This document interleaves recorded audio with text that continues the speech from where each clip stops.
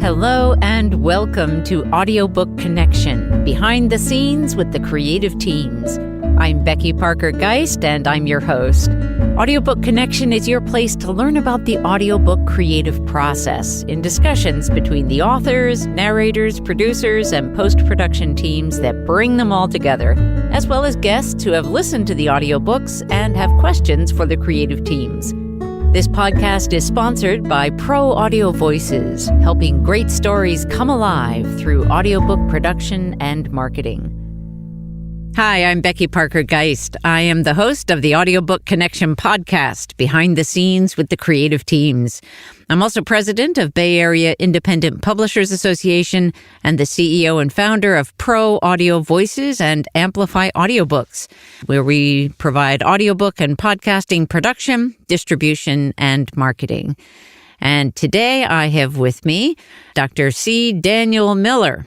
He's a freelance copyright specialist and a consultant on business aspects of independent publishing.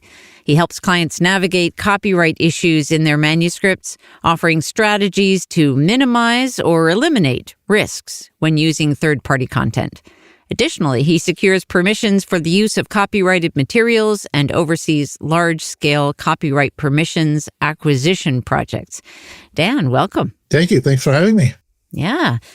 So let's start off. I know that we're going to talk about copyrights and AI, and we're going to focus on that. But I'd love to just start with the topic of using, before we step into the AI piece, using copyrighted material such as music, potentially sound effects, lyrics in audiobooks, because that is an issue that many people are wondering, well, how do you do that? Is it worth the trouble? How expensive is it? So it just, and we're not going to go in deep, but if you could just give a little overview on the kinds of issues that you see in that realm. Yeah, you know, from our previous conversations, that always gives me a headache.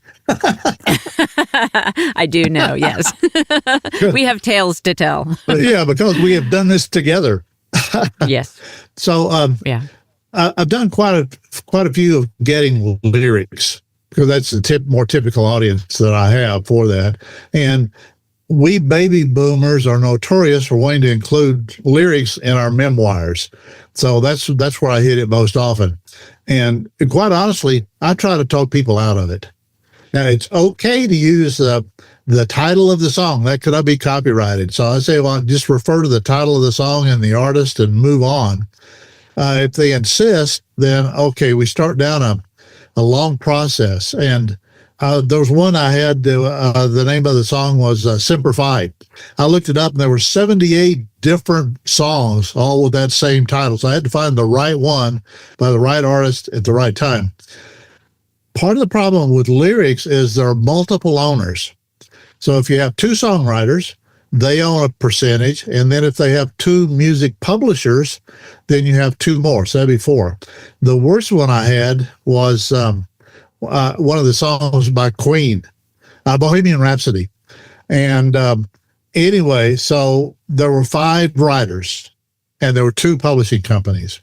Well, the mainline writer passed away, and he left it to 5 people. So now we had 4 of that, 5 of him, and 2. So there were 11 different entities that own pieces of 100%.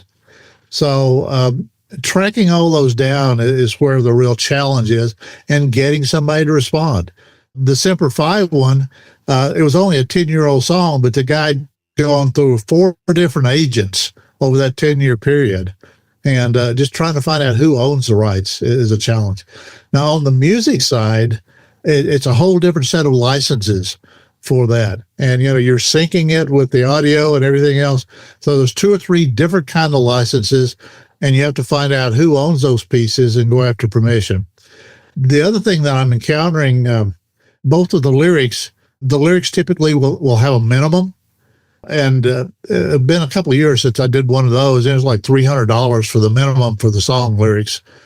And that $300 is divided up into pieces. So you have to write all those separate checks. Well, for me, each one is a is a line of inquiry. It's just like it's a totally different permission. I did one with you, and it was a funeral dirge from the 1500s, but it was a modern recording. So the original, lapsed into public domain a long time ago.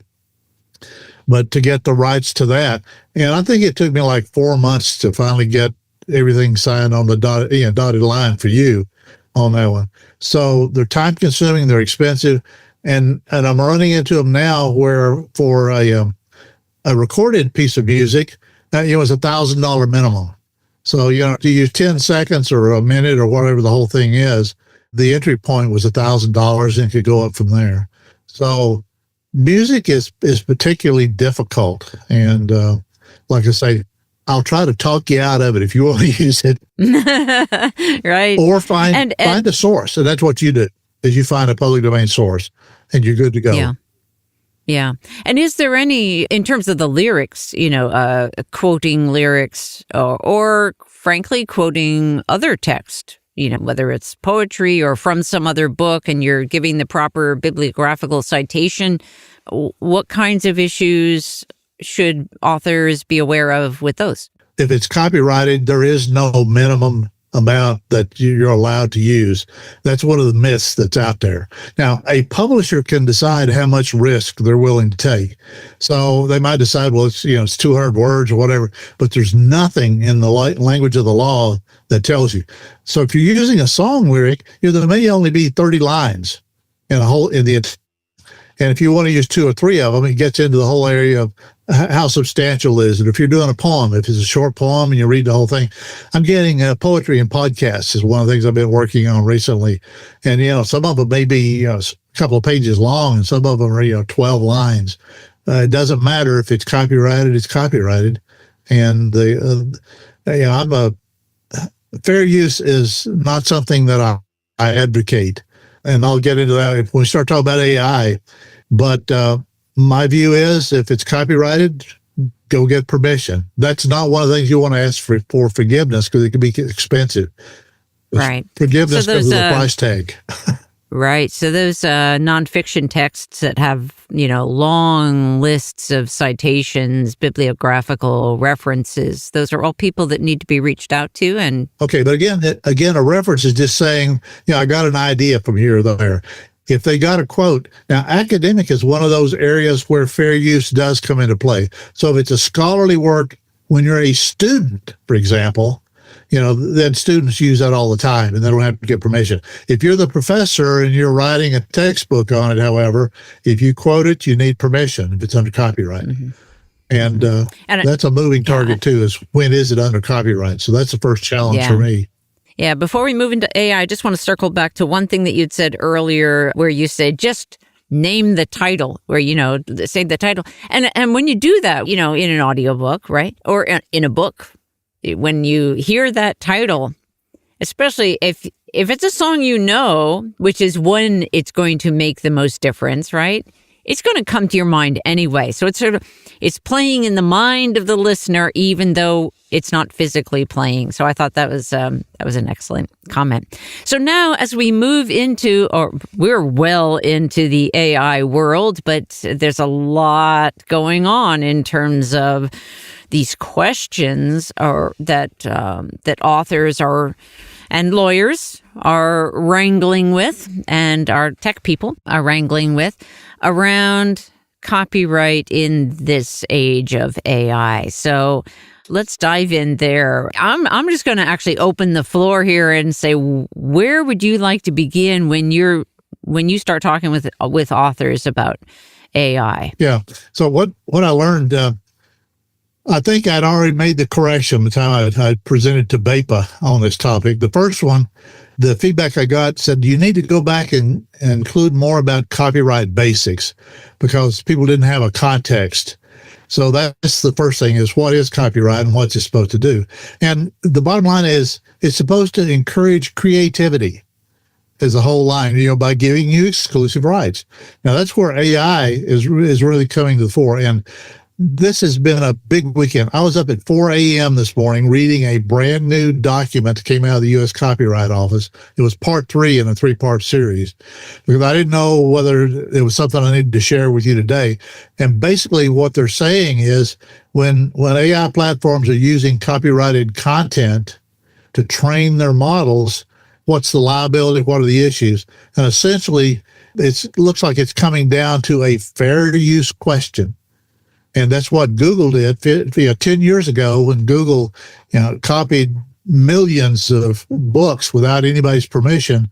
It went all the way through the Supreme Court, and it was finally judged that was a fair use because the database that Google created was transformative. So that's one of the keys.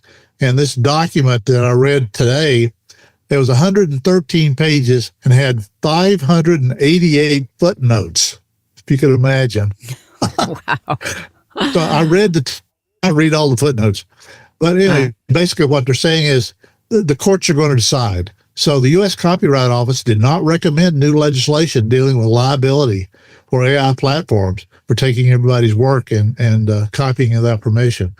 So it's going to come down to, is it transformative? Are you interfering with someone's right to earn money off of that? And licensing is the big area. So that's what we're going to see in that coming down the pipe. So I was thinking about your situation. So I know you do a lot of voices. So, you are your own voice talent in there. And I looked up to see what kind of rights those were. So part of it is you could actually trademark your voice for some of these characters that you do, for example. And the other one, which is a strange term, is right to privacy. So with that, you could actually license some of your characters or your voices to an AI platform. And then, if you wanted to do that. So that's one of the ways that people are looking at monetizing, putting their copyrighted content on AI platforms. But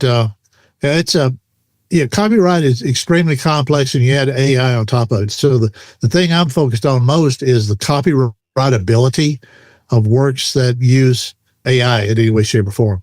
So after I'd done the presentation with BAPA, I did another one with the Midwest Independent Publishers Association, and that one was recorded.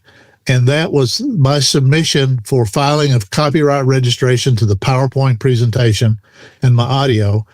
And I was successful. It is copyrighted. It was registered, including the way I had arranged the AI-generated images on the PowerPoint slides. So I actually got copyright for that process of putting them together, although the AI-generated images are not copyrightable.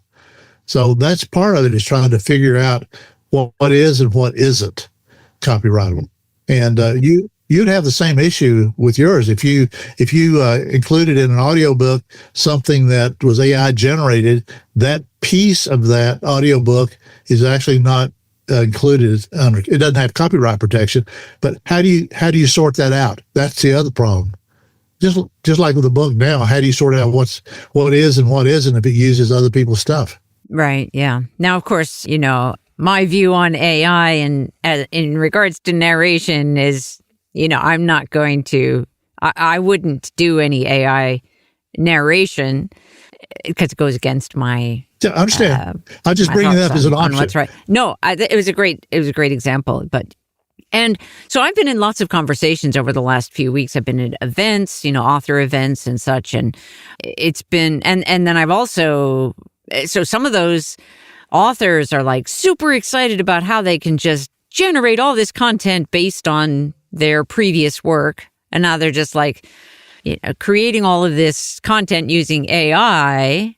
Again, sort of training on their previous work. And then others, who are terrified with the idea of just everybody taking all their stuff and utilizing it. It definitely feels like the wild, wild west right now. Well, I remember when the internet went online in 1994. Yeah. Same thing. I've lived through this. I actually like change. I use AI all the time. I use it as a research tool. I use it for fact checking. I use it to help me clean up language and all of those kind of things for that. So that's how I see it. And I like change. Now, I see the flip side of that. So if AI is impacting someone's revenue stream, that's another issue. The problem with AI, the way it does, it scraped everything that has been digitized. That's another way to think about it. If you think about everything that exists on the internet is sitting on servers somewhere. So all the blogs that I've done, our website and everything else, the way I think about it is AI kind of runs it through this wood chipper and it breaks it up into little pieces. So my problem is if I have copyrighted stuff that's been taken, how do I find it out there and know that it actually appears in something else? Because it's been broken down into patterns. So that's part of the problem. On our website, I've done, I use Perplexity. And I've actually found references to our website when I do queries. So if you think about every website in the world, and then mine shows up in 3 out of 5 statements what I'm looking at there. So I felt pretty good about being found. Had they quoted me, I would not have been so happy. But they did not quote me. So they referenced our website, and that, to me, that was free advertising. So, but if you want to copyright your work, you have to be careful. So you have to disclose what is AI. So what I finally sorted out, and it took me about 5 months to finally get an aha moment, and it's really simple. If it's human generated, then it's potentially copyrightable if it shows enough creativity. If it's AI generated and all you did is put in prompts, it is not copyrightable. And copyright is upholding that steadily. One is going through the courts. He put in over 600 prompts, and the Copyright Office says, nope, all you're doing is putting in prompts. There's no copyright for that. Now, the problem is there's a huge area in the middle, the gray area, and that's where it's AI assisted. So you mentioned this earlier. So if I write up something and I submit it to an AI platform and ask it to tweak it or whatever else, AI is assisting me with that. And so Grammarly is a good example, or spell checker even. So Grammarly, so the rule is if what the AI platform did, if it were done just that by a human being, if it's copyrightable, then that's too much. So, you could not claim that.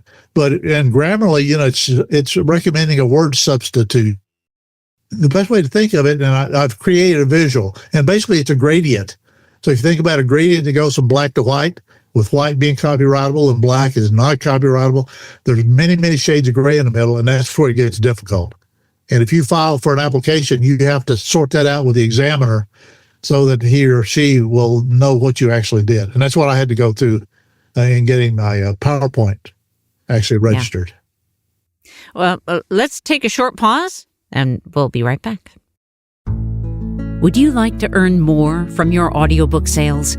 If you're an author with an audiobook, you may have noticed that royalties from Audible especially, and other platforms as well, are frankly kinda pathetically low, disappointingly low, and unfairly low considering what it cost you in effort and resources to create it. How is it the retailers are the ones making all the money off your work and investment? As someone who started in the audiobook industry in 1981, I've found it frustrating that authors keep getting shortchanged. The good news is that Pro Audio Voices just launched Amplify Audiobooks, a direct sale audiobook platform for authors that puts you back in the driver's seat. Earn 65% of the gross sales price that you set. Compare that to the percentage of the percentage that retailers give. Run promotions on schedule whenever you want. Create coupon codes. Build community with your customers, since you'll know who they are and how to contact them. Work with a caring, responsive, supportive team to help you succeed all along the way. Get help with marketing. Get paid weekly. We're helping audiobook authors who are frustrated by painfully low royalties and the barriers that prevent them from managing their own products and customers. Amplify Audiobooks is a direct sale platform that enables authors to earn much higher royalties and have way more control. We're disrupting the audiobook industry by putting authors first. Get started today at proaudiovoices.app or Go to proaudiovoices.com and click on the Distribution Amplify link. Join the movement. So, I think back to the early days when, back in Shakespeare and, Chaucer, and one of the things that was standard was people they would create different takes on the same story, right? And that was considered a way of honoring, in part, a way of honoring the storyteller before, right? But creating. So it's such a different, and as you had stated as well, that that the copyright, the whole idea behind copyright is to encourage creativity. This feels like such an interesting time, especially with those couple points of historical context. It's like, and I'm not sure even what the question is that follows up on that, but I guess I would love your thoughts on, do you think at this point that AI is actually assisting in terms of our real creativity? Because I know people who just, go, oh my gosh, I can be a writer. I just plug in these prompts and boom, it writes something for me and it's great. I love it. And I'm like, I'm becoming an author. And I think, no, you're not becoming an author. You're learning how to stick prompts and getting responses you like. What are your thoughts? I have a simple phrase. Just because you can doesn't mean you should. That's a good one. Yeah. Yeah. Yeah. Tomato named Tommy, who comes of age. So I plugged that in, it's going to be nice and short. I did this multiple times. And every time I did that, the tomato got eaten. It was his fun. So I've traumatized every child in the world. I'll never eat a vegetable now. But so that's part of the whole idea of creativity is something that very much can and already has started suffering. So Amazon, for example, requires, when you put in KDP, they require disclosure if you use AI-generated content. They require it. Now, they're not flagging it publicly yet, but I think that's just a matter of time where they put a banner or something on there that said, this was AI generated in some way, shape, or form. You do not have to disclose it, if it's AI assisted. So if you use it to help you, Grammarly and those kind of things to tweak it, look for plot lines and help develop characters and all of those kind of things, you don't have to disclose it. So Amazon is going to be one of the portals, I think, for disclosing that. So the other thing I've been playing around with is badging. And you want to define that for us? Badging? Authors Guild. So the Authors Guild is one of the ones that sued Google back in 2015 to get all the way to the Supreme Court. They've already sued the OpenAI and Microsoft. So they're suing them for the whole AI use of other people's stuff without compensation or permission for that. But so Authors Guild has a human authored badge certification program now. So if you go through a certain thing, then you can actually get a badge, just like getting an awards badge on the front of your book that says this was human generated. So I think that's a step in the right direction. So what I've done, I've created 3 badges. So one is human authored, one is AI generated, and the other is AI assisted. And my graphics actually form so with red being AI generated, yellow being AI assisted, and green being human authored. So some way to let the audience know how much involvement there was as part of the transparency. So that's what I'm trying to do. And in my PowerPoint slides that you see up here, I label any time that I used either AI generated or AI assisted. So that's very much what I talk about when I go through the presentation. So the presentation itself is an example of how to use AI and how to disclose it. And so if people are going to use it, they need to plan ahead and keep track of how they've used it and everything else. So yeah, what do you find is because I know you meet with lots of authors and do a lot of presenting as well. What's like the most common question that you get asked in this? Believe it or not, it's fair use. I can use 300 words, right? No.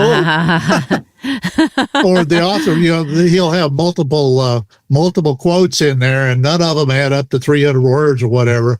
And I don't. The question is, do I need to get permission? And the answer is yes. You need to get permission for that. So no matter how many times I make a presentation, it comes up. Now, what's happening when I'm doing these new presentations? I'd warn the audience up front. You're going to have more questions when I'm finished than when I started. Because the problem with, first of all, you have to understand copyright. And I understood copyright really well before I got into this whole thing about AI. And it still took me months to sort it all out because there's hundreds of pages from the U.S. Copyright Office. And how do you glean it down to the essence of it? You put it in AI and ask them for the essence of it, right? I do that. I ask AI about AI constantly. For that. So I've asked them if they lie. I've asked them if, do you reproduce anything? And I found one this morning, this new report out of the Copyright Office.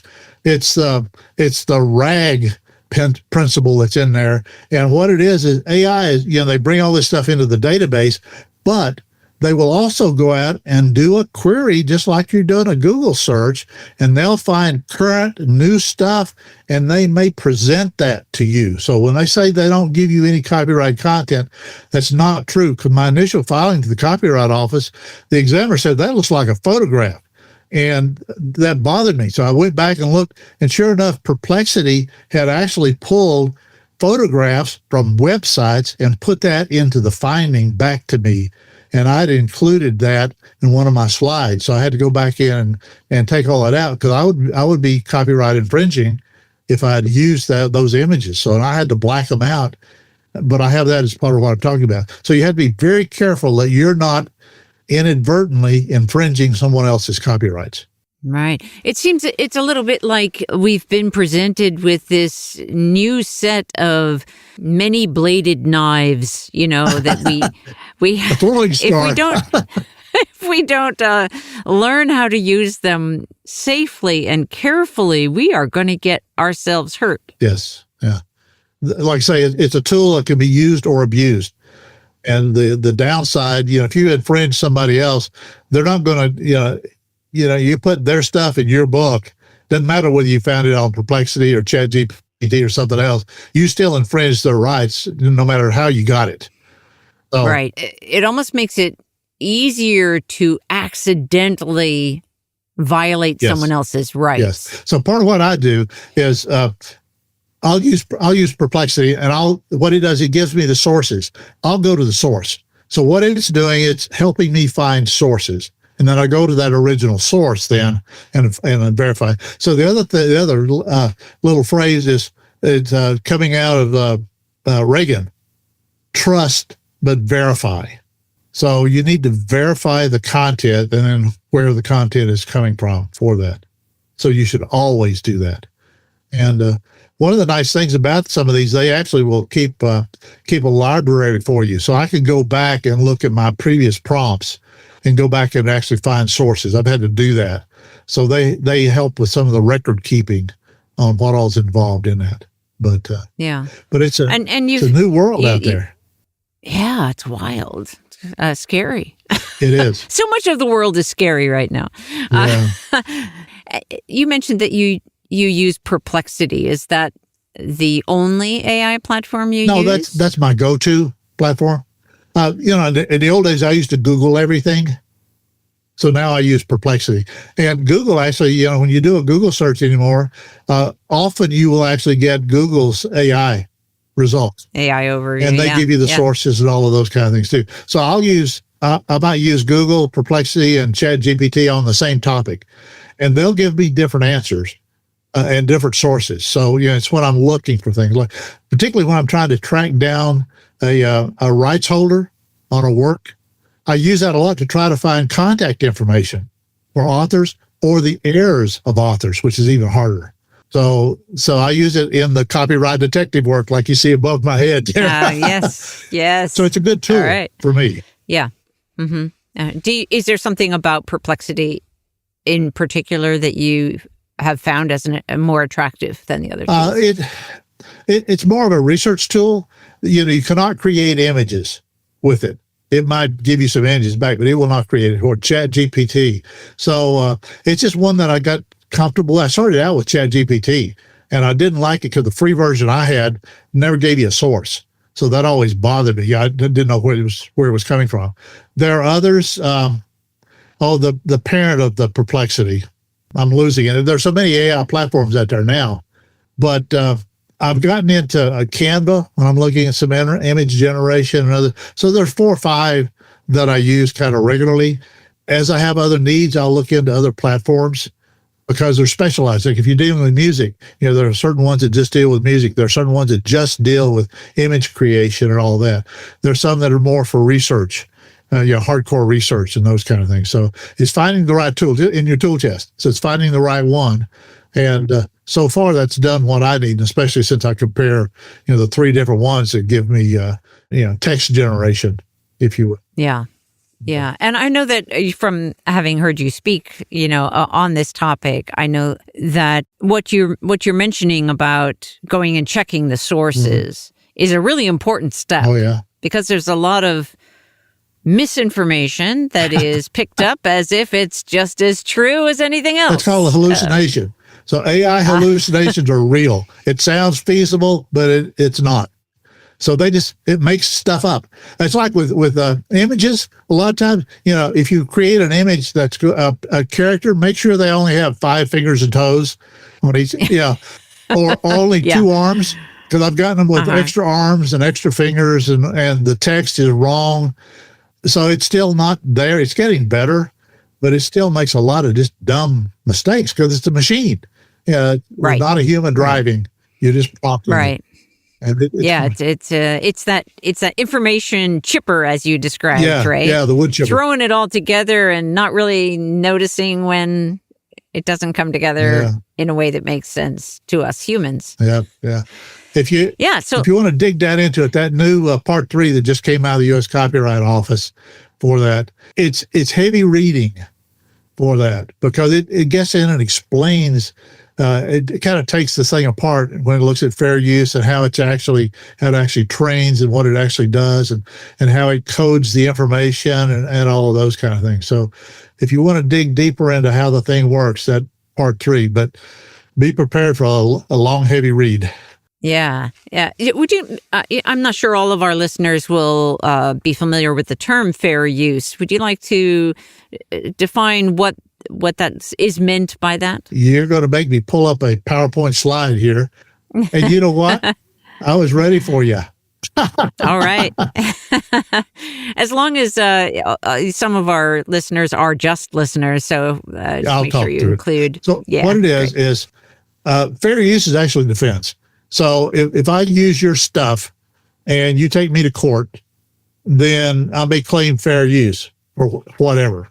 It's only so many words, blah, blah, blah, blah. A judge is actually going to decide whether it's fair use or not. So that's the key. So it's not a right that anyone is given. So the first thing, and this is what happened to Google, and this is exactly what's happening to AI right now. The last time I counted, there are 39 court cases right now against AI platforms that are active in federal courts. So the first one is the purpose and the character of the work, and that's where you get into transformative. So, how is what you produce?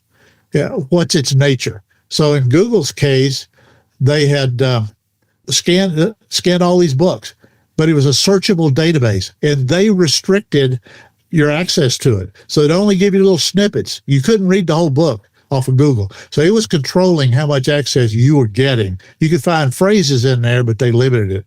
So that's exactly what's happening now with AI, is this whole thing about, is the end result transformative? So that's the acid test in this. So the second thing is the nature of the copyrighted work. So if you have a short poem and somebody uses, 3 lines and only had 6 to begin with, you've used half of the work. So it gets into what's the nature of it. Song lyrics, they're short. It's not a 1,000-page novel.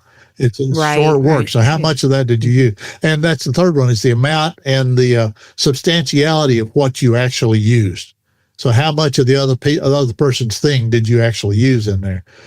And the last one is, and that's where people who are hit in the bank account by AI, it's the effect on the market. So if you replicate what I did and you sell it on Amazon, now you're taking away from my customers. So that's one part of it, is how much impact do you have? And the second one is this lost licensing opportunity. So licensing is a way a lot of this is headed, and a lot of AI platforms actually license the content.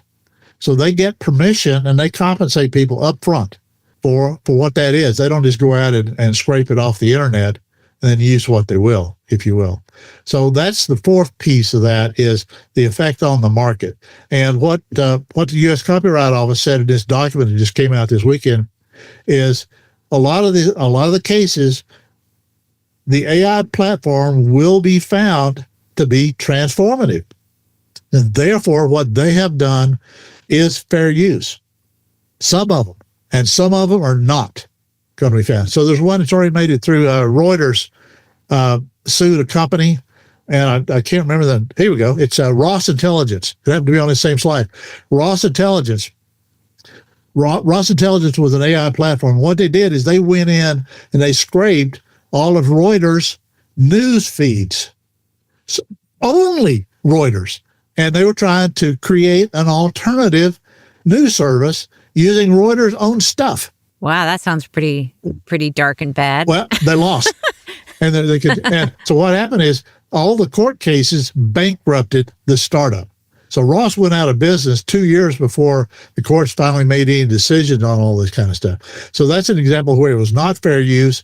It was an unfair competition they were trying to set up, especially using only their stuff to begin with. Right. So we're going to have the two extremes where a platform is going to be ruled against, and they said it's not fair use, and there's some that it is. And there's going to be a lot in the gray area in the middle where they may say under certain circumstances, this is fair, and in certain circumstances is not fair use. So their bottom line, and I pulled it right out of the document, I've got it on the slide now, it said, not every transformative use is a fair one. So that's the thing. So that's the way the courts. So the Copyright Office is leaving it to the courts, and that's where I thought it was before this new document came out. So the Supreme Court is going to ultimately make the decisions, or they will not overturn a lower court that has made a decision. So I'll be following the court cases, and like I say, the 39 that are queued up already. Yeah, great. Well, if you would, we're running out of our allotted time here. If you would share with our listeners how they can keep up with you and what you're up to, share your website, that would be great. Well, let's see. Did I put it on top of my slide? Well, that's simple. Just put it, thecopyrightdetective.com. That's how you can find it. Well, there you go. And all right, great. Thecopyrightdetective.com. Yeah, super. You can find me there. Yeah. Well, thank you so much. This has been very informative, and I know this topic is huge. So it'd be great to have you come back, in several months and update us. Look, I've already changed about 50% of the slides that you saw. More than half of them have already been updated with new stuff. Yeah. No, I believe it. It's moving so fast. It is it's like chasing a speeding car. It is. Yep. All right. But thank you for being, on it and paying attention so that all of us can benefit from the gleaned knowledge that you have gained. So you're quite welcome. Dan, thank you very much for being with me. All right. See you later. Bye. Thanks for joining us for Audiobook Connection, behind the scenes with the creative teams. Please take a moment to subscribe at audiobookconnection.com. The podcast is sponsored by Pro Audio Voices, helping great stories come alive through audiobook production and marketing. Learn more at proaudiovoices.com. Again, thanks for being with us, and please join us next week.